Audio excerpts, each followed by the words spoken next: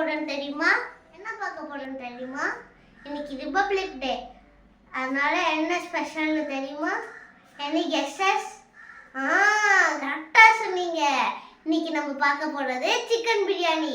வாங்க எப்படி செய்யறதுன்னு பார்க்கலாம். நம்மளுக்கு பிரியாணி செய்யறதுக்கான இன்கிரிடியன்ட் என்னென்னு பார்க்கலாம்.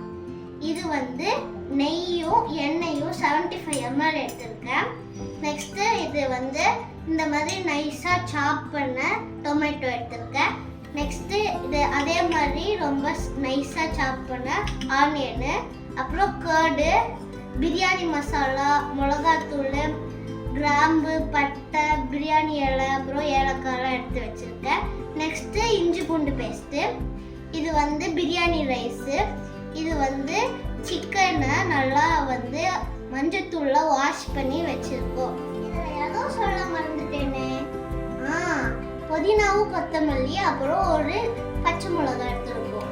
நெக்ஸ்ட் ரைஸ், பிரியாணி ரைஸை 30 minutes ஊற வச்சு நம்ம எடுத்துருக்கோம். அப்போதான் உடையாம வரும். சீஃப் கேட்டோட சீக்ரெட் ரெசிபி என்னன்னு தெரியுமா? அது இதுதான். ஃபர்ஸ்ட் 2 ரெசிபி வச்சிருக்கோம். ஃபர்ஸ்ட் இது சின்ன வெங்காயத்தை இடிச்சு வச்சிருக்கோம். நெக்ஸ்ட் ரெசிபியை வீடியோவோட எண்டில் சொல்கிறோம். இப்போ நம்ம ஒரு குக்கர் எடுத்துக்கிட்டோம். நல்லா காய்ஞ்ச உடனே இப்போ எண்ணெயை ஊற்றலாம். எண்ணெயும் நெய்யும் மிக்ஸ் பண்ணி வச்சதை ஊற்றிடலாம்.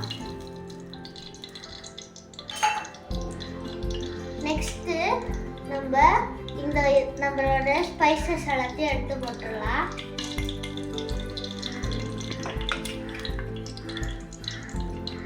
இப்போ நம்ம இதை நல்லா கிண்டி விட போகிறோம்.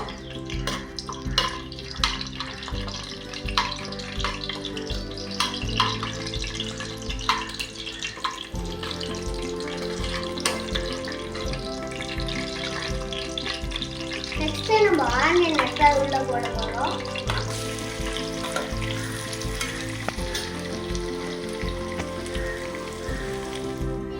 நம்மளோட வெங்காயம் கோல்டன் ப்ரௌன் கலர்ல வந்துருச்சு. இப்போ கோல்டன் கிட் கேட்டோட சீக்ரெட் ரெசிபி சின்ன வெங்காயம் கிரஷ் பண்ணதை எடுத்து போட போகிறோம். நெக்ஸ்ட் நம்மளோட இஞ்சி பூண்டு பேஸ்ட் போடணும்.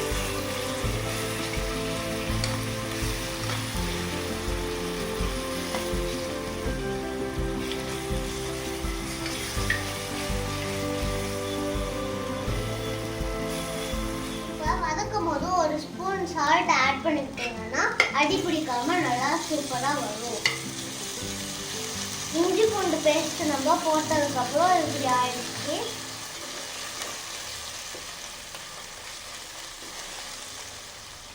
இப்போ தக்காளி ஆட் பண்ண போகிறோம்.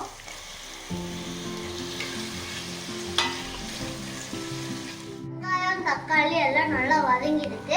இப்போ வதங்கின பிறகு நம்ம கொத்தமல்லி, புதினா, அப்புறம் கீரி வச்ச பச்சை மிளகாலாம் போட போறோம்.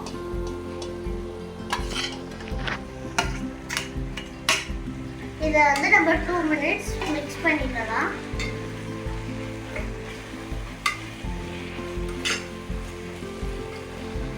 இதை நம்ம நல்லா வதக்கணும் 2 minutesக்கு. அப்புறம் பீன்ஸ் எல்லாம் இந்த அளவுக்கு நல்லா வதங்கி வந்துருக்கு. இப்போ நம்ம இந்த ஸ்பைசஸ் ஆட் பண்ணலாம். நல்லா மிக்ஸ் பண்ணி விட்டுடலாம். 2 minutesக்கு வதங்கட்டும். வதங்கினோடனே இந்த ஸ்பைஸை ஆட் பண்ணணும். இப்போ நம்ம எல்லா ஸ்பைசஸும் ஆட் பண்ணி முடிச்சாச்சு. சக்தி பிரியாணி மசாலாவை இப்போ ஆட் பண்ண போகிறோம் கொஞ்சமாக டேஸ்ட்டுக்காக.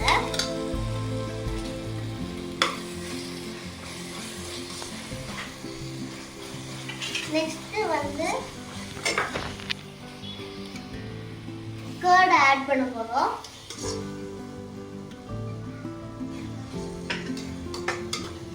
நல்லா மிக்ஸ் பண்ணி விட்டுறோம். இப்போ சிக்கன் ஆட் பண்ணிடலாம்.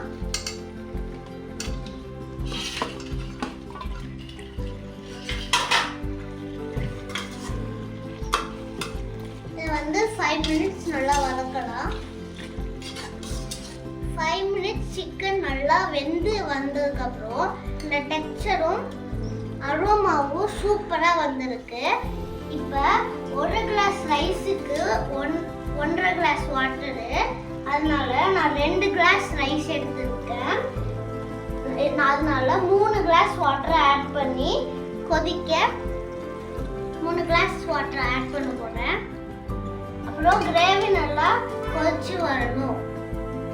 இப்போ நம்மளுக்கு கிரேவி நல்லா கொதிச்சு வந்துருச்சு.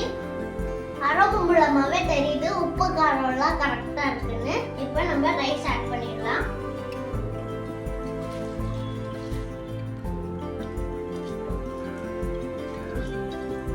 ரைஸ் நல்லா கொதிச்சு வந்துருச்சு.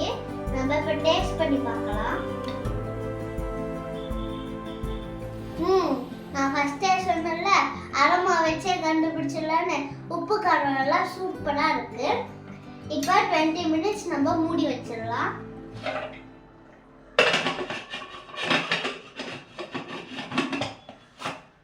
என்னதான் நம்ம வீட்ல சிக்கன் பிரியாணி செஞ்சாலும் பாய் கடை அரோமா மாதிரி வராது. ஆனா நம்ம இந்த கோல்டன் டீஃப் கேட் சேனல்ல உங்களுக்கு நான் அதோட டிப்ஸை சொல்ல போறேன். ஃபர்ஸ்ட் நான் கறி எடுத்து வச்சிருக்கேன். அதுல 1 ஸ்பூன் நெய் சுத்தி ஊத்தணும். இப்போ இந்த மாதிரி நல்லா புகை வரும். எடுத்து இது உள்ள வைக்கணும்.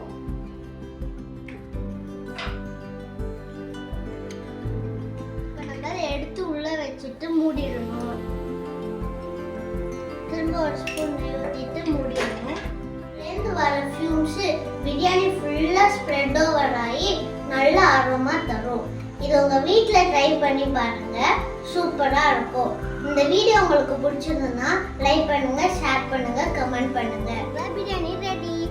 அரிசிலாம் உதிரியா சூப்பரா நீட்டா உடையாம வந்திருக்கு. ரைத்தா அப்புறம் கிரேவி எக் எல்லாத்தையும் வச்சு நீங்கள் டேஸ்ட்டாக சாப்பிடலாம். கறி ரொம்ப ஜூஸியாக இந்த மாதிரி வந்திருக்கு பார்த்தீங்களா? டேஸ்ட்டாக நீங்கள் சாப்பிடுங்க. அடுத்த வீடியோவில் உங்களை பார்க்குறேன். பாய்.